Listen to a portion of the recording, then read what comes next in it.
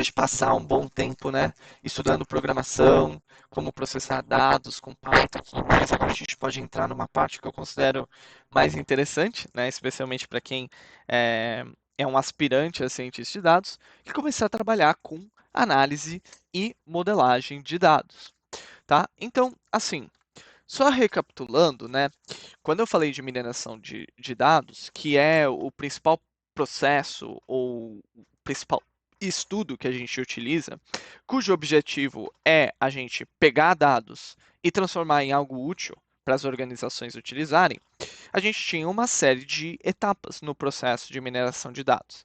Então a gente ia adquirir os dados, né? Que aí eu falei, tem vários tipos de softwares e equipamentos específicos que vão coletar informações dos ambientes físicos. Depois a gente tem todas as etapas de limpeza e processamento, que a gente entrou em muito detalhe nas últimas sessões, né? Então, primeiro eu falei sobre os vários tipos de limpeza e tratamento, eu ensinei vocês a trabalhar com pandas e com NumPy para trabalhar com dados. Depois eu falei sobre como que a gente estrutura um pipeline de dados e como a gente organiza os dados nas organizações, falando sobre Data Warehouse, modelos Imon e Kimball e assim vai, né? E agora a gente pode entrar na próxima etapa, que é, dado que os nossos dados estão limpos, estão processados e eles estão no formato que a gente consegue trabalhar, a gente pode começar a fazer análise e modelagem desses dados. O que significa que a gente vai fazer cálculos estatísticos, construir modelos preditivos, vai fazer todo tipo de trabalho para conseguir extrair informações úteis ou conseguir extrair conteúdo que a gente consiga transformar em ações práticas. E o objetivo dessa sessão, dessas sessões de agora, é a gente falar um pouco mais em detalhes sobre o que faz parte de análise e modelagem. Bom, então, primeiro de tudo, a gente precisa falar o que é análise de modelagem. Então, é o processo que vai se referir às etapas de processamento de dados, onde a gente vai aplicar técnicas estatísticas que permitam tirar construções relativas aos dados. Então, a análise de dados é a ciência de analisar os dados brutos para tirar conclusões desses dados.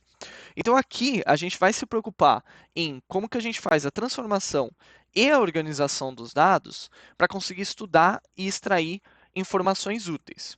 E qualquer tipo de informação que a gente queira extrair vai ser submetida a algum tipo de técnica específica, né, que vai ter o objetivo de extrair os insights que poderão ser usados para melhorar diversas coisas dentro de uma organização, né? E assim, a análise de dados, a gente pode dizer, na verdade, existem múltiplas maneiras de você categorizar, mas uma das maneiras mais comuns hoje de você categorizar é em 5 tipos, né? Por quê? Porque o termo análise de dados é super genérico, né, em termos de atividades, técnicas, foco, do que a gente quer atingir e metas, e por conta disso, é comum que a gente divida nesses 5 tipos para deixar mais claro quais são os objetivos. E esses 5 tipos não só têm objetivos diferentes, como eles também vão ter um conjunto de técnicas diferentes para atingir esses objetivos. Então a gente fala de 5 tipos que são e aqui eu falo desses 5 tipos do menos para o mais complexo, né? E também do menos para o maior valor gerado, o valor potencial gerado, né? Porque não necessariamente você consegue extrair todo o valor desse tipo de análise, que são esses tipos aqui. Primeiro, a análise descritiva, que a gente pergunta o que está acontecendo, né? Então aqui são a construção de KPIs e métricas simplesmente para descrever, né? Então isso poderia ser, por exemplo, o IDEB e ANARO. Diagnóstica, que é perguntar por que isso está acontecendo. Então aqui a gente está tentando fazer análise de inferência e extrair relações causais entre diferentes elementos do meu problema. Então isso poderia dizer, se eu tentar responder a pergunta, comprar mais computadores para uma escola, colocar a internet na minha escola, ajuda a melhorar a educação básica daquela escola. Então existe uma relação causal entre esses dois efeitos. Uma análise preditiva quer dizer o que vai acontecer. Então, por exemplo, eu consegui dizer qual que é a probabilidade de um aluno determinado evadir entre um ano e outro. É um tipo de análise preditiva, porque a gente está falando, né, o que a gente espera que aconteça com aquele aluno, dadas as condições atuais dele. Análise preditiva e quais ações devemos tomar. Então, muitas vezes ela é baseada na análise preditiva, né? Então, por exemplo, suponhamos que a minha análise preditiva diga que a probabilidade do aluno invadir seja 96%. Ok? Dado isso, que ação eu deveria tomar?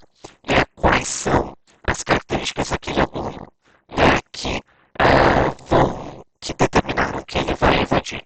Então, por exemplo, esse aluno, hoje ele está muito longe de uma escola, e tem alguma escola mais perto que eu poderia colocar esse aluno. Esse aluno, ele tem uma renda muito baixa, por isso ele provavelmente está saindo da escola para ir trabalhar. Eu consigo fornecer uma bolsa para esse aluno se manter na escola, por exemplo.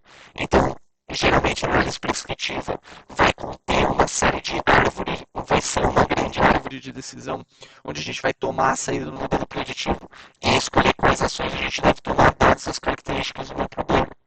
E por fim, a análise cognitiva, que é como automatiza as tomadas de decisões.